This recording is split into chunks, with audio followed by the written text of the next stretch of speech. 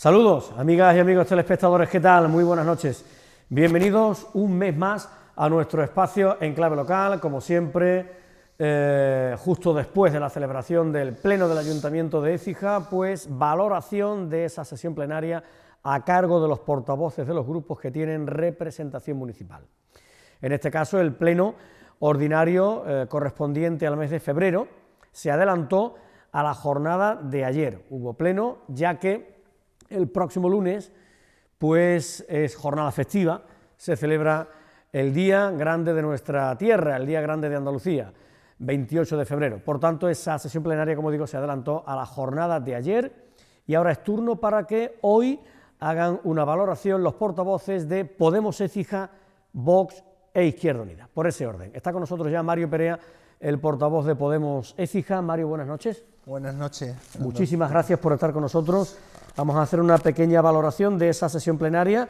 En el orden del día se me ocurre preguntarle, en primer lugar, por ese punto número 5, la concesión de la medalla de honor a la Hermandad del Santísimo Cristo de Confalón. ¿Algo que comentar, portavoz? Bueno, simplemente reiterar las palabras que comenté en el Pleno, que ellos lo saben, porque además lo habíamos hablado muchas veces. Lo primero es agradecer cómo han hecho esta propuesta, en la que han tenido el detalle de hablar con cada uno de nosotros, con cada uno de los grupos con representación en el Pleno, y nos han hecho llegar y nos han explicado con detalle un dossier, un recorrido, porque bueno, uno no siempre conoce todos los entresijos de todas las organizaciones sociales que hay en Écija, y han tenido esa referencia, pero es verdad que al final es una organización, es una hermandad que todo el mundo conoce, que todo el mundo sabe la labor que ha hecho, y más allá de que sean una organización vinculada o no a la Iglesia, al catolicismo, cualquier cosa, yo creo que quien viva en Écija y quien haga política en Écija tiene que reconocer que las hermandades son palanca de cambio muchas veces, una palanca social, son organizaciones sociales y son parte del tejido social. Y además quiero poner como especial foco en el trabajo que hacen desinteresadamente, dedicándole horas de su tiempo libre, que podrían estar con sus familias, a ayudar altruistamente a muchísimas personas. Y que haya ese tejido social también en Écija creo que es fundamental, y se ha visto muy patente en momentos como en la crisis del COVID, donde las hermandades muchas veces han sido las que le han salvado la vida casi literalmente a muchas personas, ayudándolas en todo lo que han podido, tanto en recogida de alimentos, en confección de mascarillas, donde también hemos estado relacionados con ellos. Y yo creo que principalmente por eso, por la de tiempo que llevan dedicándole esfuerzo a la ciudad y cariño, creo que lo menos que podemos hacer como representantes públicos es reconocerle esa labor, dándole este máximo reconocimiento que hay institucional a esta entidad. Muy bien, dicho que del orden del día, por cierto, tenga cuidado con el dispositivo móvil, con el teléfono, para que no se le caiga, portavoz, eso es. Gracias.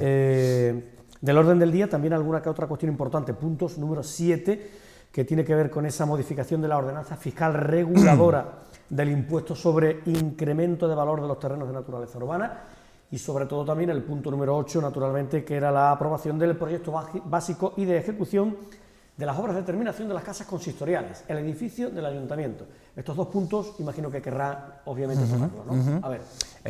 Vale, empezamos con la modificación de la ordenanza.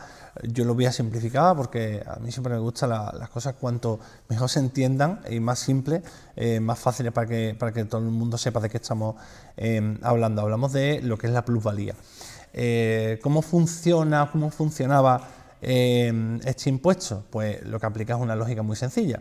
De un bien patrimonial que tú tienes, una casa, una vivienda, una propiedad, desde que tú la adquieres hasta que tú la vendes, ¿cómo ha aumentado el valor de esa propiedad? Era eso, ¿vale? ¿Qué pasaba? Durante mucho tiempo ese impuesto uno siempre ha acabado pagando plusvalía, interpretando la ley que siempre una propiedad adquiría valor con el paso del tiempo. Claro, esto ya como premisa era equivocada, por tanto se ha estado cobrando de forma irregular, ilegal, bueno, al cabo del tiempo ha salido casi ilegal, debido a que no necesariamente una propiedad aumentaba el valor con el paso de los años. De hecho, podía pasar lo contrario, que perdiera valor al cabo de los años. De esta forma, podemos decir en el año 2017, cuando empieza a salir todo este tema, le dice al ayuntamiento, oiga, de forma cautelar al menos, vamos a dejar de cobrar este impuesto porque ya ha saltado que el Constitucional está diciendo que este impuesto se está cobrando de forma indebida, por así decirlo. De modo que el ayuntamiento de forma cautelar deja de hacer ese cobro y ahora ya la última jurisprudencia y el decreto ley a través del cual se tiene que hacer una regulación de las haciendas locales, lo que te dice, oiga, tiene usted que ajustarse a la nueva normativa. ¿Qué es lo que dice la normativa? Hablando en lo más simple. Pues bueno, que de entrada una propiedad que no haya aumentado su valor no va a tener que pagar el impuesto de plusvalía. Es lo lógico. Si este impuesto precisamente está hecho de modo que, bueno, que se tenga que pagar por el incremento, si no hay incremento no se paga. Y lo segundo es, cuando sí que haya incrementos, se van a dejar dos fórmulas para liquidar ese impuesto, para pagarlo. Uno que es la forma objetiva, que es parecido al cálculo que se estaba haciendo todo este tiempo, y otro es en el que va a vender, el que va a liquidar el impuesto, mejor dicho, presentar la documentación oportuna, en el que va a explicar pues bueno, la particularidad de la propiedad y cómo se ha vendido, para que cada uno pueda ajustarse a lo que más les interesa a la hora de liquidar el impuesto.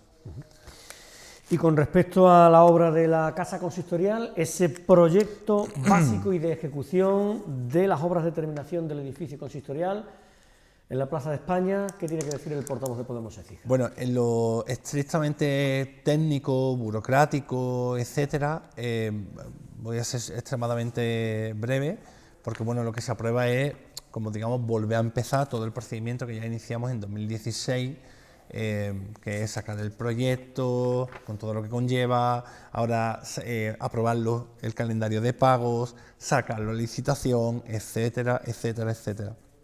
Entonces, lo técnico y burocrático, el primer paso, de nuevo, un nuevo primer paso. En lo político, mucho que decir, claro, claro, porque lo primero que hay que analizar es por qué hemos llegado ahora de nuevo a este primer paso. Y bueno, y hay que nombrar un responsable claro, y es Dragado.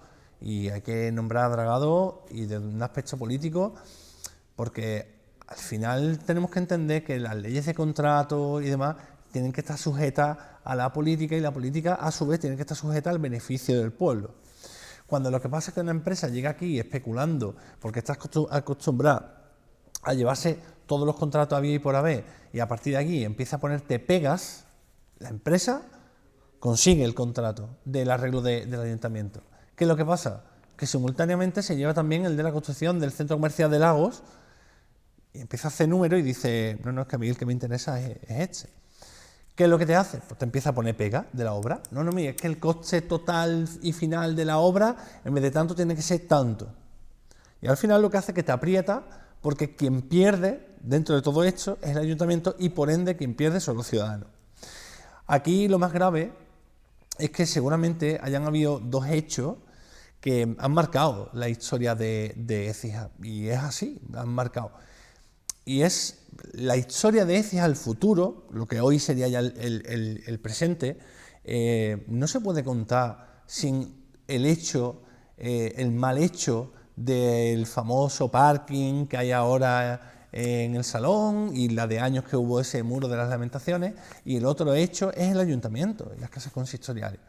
Y es muy triste que el corazón de tu ciudad, el emblema de tu patrimonio histórico, lo que funciona también como símbolo, como corazón para todos los comercios que hay alrededor, para todos los bares, para toda la vida de una ciudad, haya estado tanto tiempo y vaya a seguir estando tiempo sin estar completo, teniendo edificios vacíos. Bueno, se están dando pasos y nosotros apoyamos para que se den estos pasos, como el arreglo del mirador de Peñaflor, pero es que nos hemos quedado muy atrás con respecto a muchas ciudades que ves tú que tienen su casco histórico revitalizado y quién sabe lo que hubiera pasado con el resto de comercio, con el centro comercial, si la competencia hubiera sido tan feroz como lo es ahora, en la que los comerciantes del centro parten con tantas desventajas respecto a lo que es un centro comercial. El debate hubiera sido otro. el debate hubiera sido otro.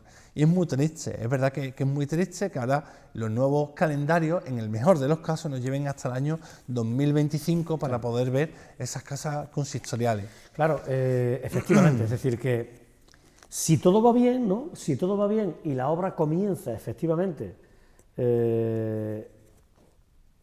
en torno al comienzo de 2023, ¿no? Más o menos, puede ser el arranque, ¿no? El reinicio. A partir de ahí, 24 meses creo, de ejecución de la misma, y si no hay ningún problema, que esperemos que no lo haya, nos plantamos en 2025, para luego, perdón por la expresión, meterle mano al salón, meterle mano a la plaza, ¿no?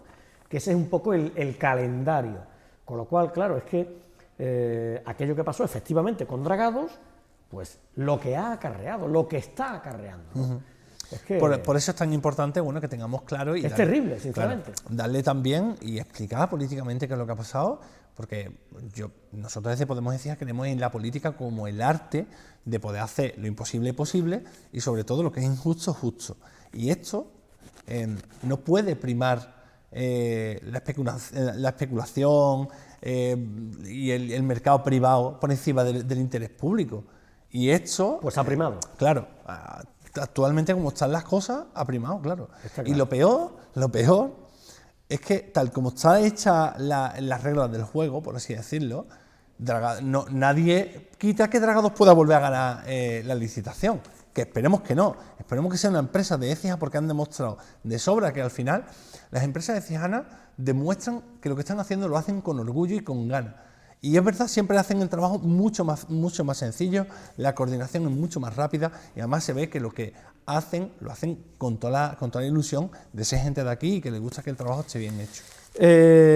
Enfilamos portavoz la recta final y tenemos que hablar de varios capítulos más, mociones y si le parece bien también ruegos y preguntas. De las mociones, bueno, creo que usted presentó una que al final no se debatió, ¿no? Cuéntenos un poco, a ver. Bueno, hacía tiempo que no presentábamos mociones porque, bueno, como he contado ya aquí algunas veces, en el periodo de 2015 a 2019 que entramos en el ayuntamiento, lo cogimos como la vía de presión política principal y ahora hemos decidido ponernos directamente el mono de trabajo y directamente ir a hacer las propuestas que queramos, hablar con los técnicos, intentar trabajarla porque lo que creemos es en conseguir hacer realidad lo que creemos que son mejoras para la ciudad de Écija. No podemos esperarnos de periodo electoral a periodo electoral para conseguir logros que lo necesitan ya hoy las personas. Pero en este caso, haciendo una excepción, por ser una cuestión que es más general, que requiere de la presión desde todos los ámbitos, creíamos que era importante presentar una moción y hablo de este problema que ha habido con todas las personas en cuanto a la atención que se les da en las entidades bancarias. La moción iba en esa línea. El punto de acuerdo más importante de presión por parte de la administración pública, es decir, del ayuntamiento, era el siguiente, era si en el plazo de X tiempo las entidades bancarias no dan un trato digno a las personas que así lo necesitan, desde el ayuntamiento forzarlos vamos a terminar todos los acuerdos en cuanto a cobro de tasas, de impuestos y de préstamos, es decir, todos los negocios, todos los acuerdos que tiene el ayuntamiento con entidades bancarias. ¿Y por qué no se debatió esa moción ayer? Porque justo el lunes, nosotros presentamos la moción el viernes o el jueves, y justo el lunes la ministra de Economía llegó a un acuerdo con la patronal de las entidades bancarias, alcanzando a 10 varias puntos. medidas, ¿no? Exactamente. Sí, sí. ¿Cómo son estas 10 medidas? Pues van desde un horario comprometido de atención a las personas de 9 a 2, una atención telefónica de 9 de la mañana a 6, formación de sus trabajadores para atención explícita y concreta para personas mayores o personas con discapacidad o dificultad a la hora de entender ciertos conceptos que no todo el mundo tiene por qué entender, que se formen a esos trabajadores de entidades bancarias, que todo el lenguaje que se utilice en cuanto a los productos financieros, hablamos de préstamos, de hipotecas, sea más sencillo, sea más entendible, que al final no haya pie a confusión. Y bueno, dos acuerdos más que iban en la línea de crear una comisión y una figura como de defensores como defensores de consumidores, pero específicamente para productos financieros. Es como las figuras de consumo, pero solo Y específicamente. por tanto, ante ese acuerdo a nivel nacional, ¿por eso retiró usted la moción? Creímos conveniente que, bueno, que ya que había voluntad a la hora de cumplir y por parte de la patronal bancaria de, bueno, de escuchar y de atender lo que ha sido un clamor popular por mucha gente, creímos que, bueno, que lo justo era no debatirlo y estar encima de ese periodo de los 6 meses como representantes públicos del cumplimiento de ese acuerdo y ese compromiso de entidades bancarias para con nuestros ciudadanos en Correcto, Écija. comprobar que en efecto se llevan a cabo esas medidas en Écija, que para es eso nuestro entorno. que para eso material. somos concejales de Écija y de la moción del PSOE y de la del Partido Popular, por favor, con toda la brevedad del mundo. Bueno, tan breve como que la que presentó el Partido Popular era una propuesta que nosotros ya llevamos 2 años que hemos propuesto y que de hecho estamos a punto de sacarla, que el PP se quiera sumar al carro de bonificar la instalación de energías solares, nos parece bien, después de haberle puesto un impuesto al sol, que se dé cuenta que este tipo de medidas son más que necesarias. Insisto, está a punto de salir en un par de meses y nos alegra que se sume ahora al carro. Por eso somos partidos como nosotros tan importantes, porque con este tipo de medidas forzamos a que incluso la derecha, que no quería beneficiar al autoconsumidor, por lo menos se dé cuenta de lo necesario que es. Y el PSOE planteaba agilizar trámites que tienen que ver con concesión de licencias y tal, en definitiva, para que los procedimientos administrativos se agilicen, ¿no? Básicamente eso. Estamos hablando que la Junta está recortando personal un poco en todo y en cuanto a bueno, pues los trámites a la hora de hacer rehabilitaciones, obras y demás, nos encontramos también en la misma, que con ese recorte no hay el personal suficiente y eso va en perjuicio de la gente que, bueno, que quiere iniciar obras y demás y que está pendiente de una serie de informes, de arqueólogos y tal. Por tanto, bueno, la apoyamos. Un minuto para ruegos y preguntas. ¿Algo que bueno, destacar? en ruegos y preguntas volvimos a insistir en un par de proyectos, uno que es clamor popular también, que es ese antiguo hospital. Vamos a intentar dar una solución lo antes posible. Ese fue un ruego, pregunta, insistencia, presión, y que la gente sepa que si está en la mano de Podemos Écija, si depende de alguna negociación o algún voto, vamos a estar ahí para intentar sacar adelante ese edificio, que es una lástima. Y una petición también muy extendida y un acuerdo de presupuestos con Podemos Écija, que era el arreglo de la calle El Rubio, la calle que va por el Púa, que esa calle es de verdad que es una aberración para la movilidad, tanto para los padres y madres que van con los carritos, como para personas con movilidad reducida, como para toda esa gente que transita a la hora de sacar o llevar a los niños al colegio. Esa calle no puede seguir más tiempo así. El compromiso del gobierno es empezar las obras de aquí a menos de 2 semanas, iniciar las obras, así que bueno. En el marco, me dice, de un acuerdo presupuestario con su grupo municipal, ¿no? Eso es. Portavoz, ha sido un placer, muchísimas gracias. Igualmente, muchísimas gracias a vosotros. Mario Perea, el portavoz de Podemos Écija, en el primer enclave local en la noche de hoy. Enseguida con nosotros estará también Íñigo Osuna desde las filas de Vox. Les esperamos en cuestión de unos segunditos.